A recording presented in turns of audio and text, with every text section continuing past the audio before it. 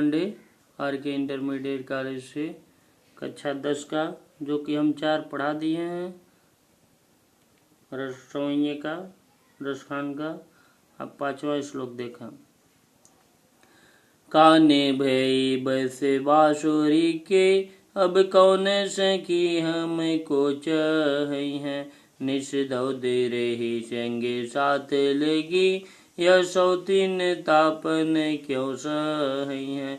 जिन मोह लियो मन मोहन को, रस खानी सदा हमको दही है। मिल आओ सब से पी भागी चले, अब तो ब्रज में बांसुरी रहे।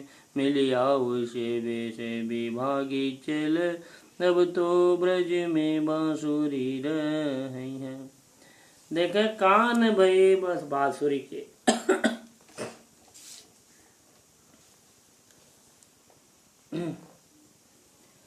कि एक सखी दूसरे सखी से कह रही, हे सखी, कि कान भये बस बांसुरी के, अब कौन सखी हमको चाहिए। कि श्री कृष्ण तो बांसुरी के बश में हो गए हैं, अब हमें कौन चाहेगा और कौन प्रेम करेगा। निष्दौद रहे संग साथ लगे, यह सौतीन तापिन क्यों सही है। निष्दौद रहे, यह बांसुरी तो रात और दिन श्री कृष्ण के साथ लगी रहती है। इस सौतन के द्वारा दिए गए दुखों को हम कैसे सहन करेंगे। अब ये बांसुरी मेरे लिए सौत की तरह हो गई है। जिन मोह लियो मनमोहन को, रस खान सदा हमको दही है। और जिस बांसुरी ने मनमोहन श्री कृष्ण को भी मोहित कर लिया है, वही बांसुरी हमें सदैव जलाती रहती है। वो बांसुरी श्री कृष्ण का कभी भी साथ नहीं छोड़ती है। मिल आओ सबे सखी भागी चले, अब तो ब्रज में बांसुरी रही है। हे सखी, आओ हम सब मिलकर इस ब्रज से भाग चलें, क्योंकि अब श्री कृष्ण के साथ बांसुरी ही रहने वाली है और श्री कृष्ण उसी के साथ रहना पसंद कर रहे हैं। 6वां देखा। मोरे पर खासी रे ऊपर राखियों, गुंजे की माल गरे पहिरूंगी। ओढ़ी पीतम्बर ले लकुटी, बन गोधन ग्वारे ने संगे फिरूंगी। भावती वही मेरो रस खानी, सो तेरे कहे सब स्वांगे करूंगी। या मुरली मुरली धर की, अधरान धरी अधरान धरूंगी। या मुरली मुरली धर की, अधरान धरी अधरान धरूंगी। तो देखा कि मोर पखा सिर ऊपर राखियों, गुंज की माल गरे पहिरूंगी। एक गोपी कहती है, मैं तुम्हारे संकेत पर मोर के पंख को अपने सिर पर धारण कर लूंगी और गुंजाओं की माला को अपने गले में पहन लूंगी। आवोड़ी पीतम्बर ले लकुटी, बन गोधन ग्वारन संग फिरूंगी। और पीताम्बर को ओढ़कर, लकड़ी को लेकर जंगल में गायों और ग्वालों के साथ भी घूमूंगी।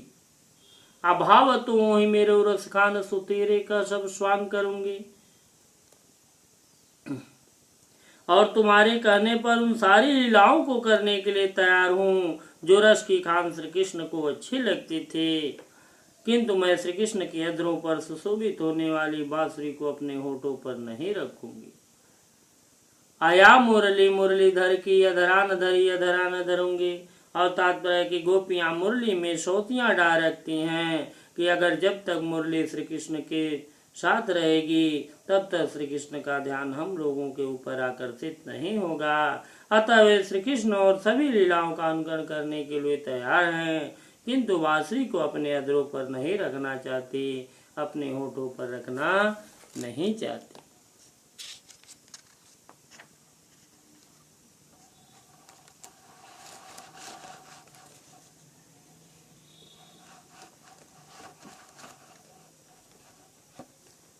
अब देखा भविष्य।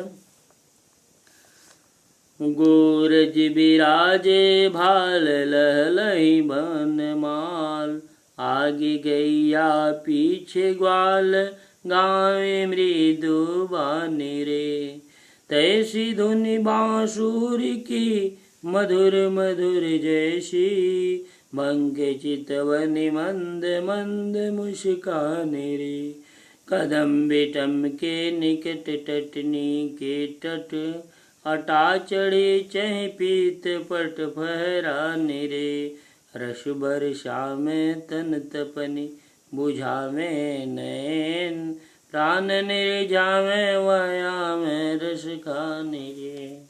ध्यान दें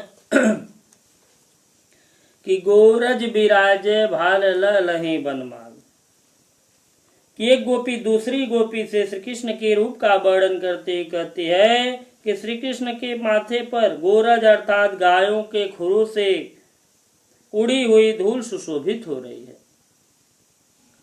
आगे गैया और लही बनमाल उनके वक्षस्थल पर वन के फूलों की माला लहरा रही है और आगे गैया पाछे ग्वाल गावे मृदबाने। आगे आगे गायें चल रही हैं, पीछे पीछे ग्वाले चल रहे हैं और ये मधुर स्वरों में गीत गा रहे हैं। तैसी धुनी बांसुरी की मधुर मधुर जैसी, और जितनी मधुर और बाकी उनकी चितवन है उतनी ही बाकी उनकी धीमी धीमी मुस्कान है।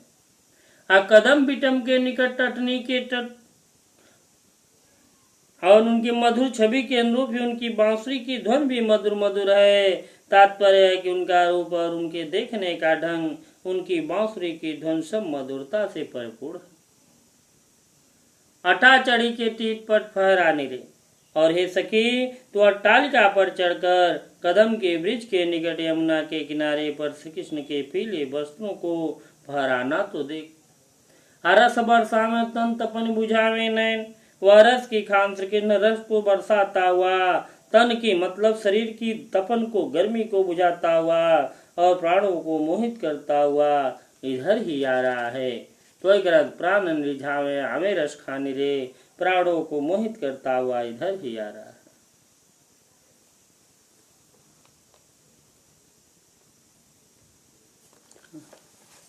हम धन्यवाद।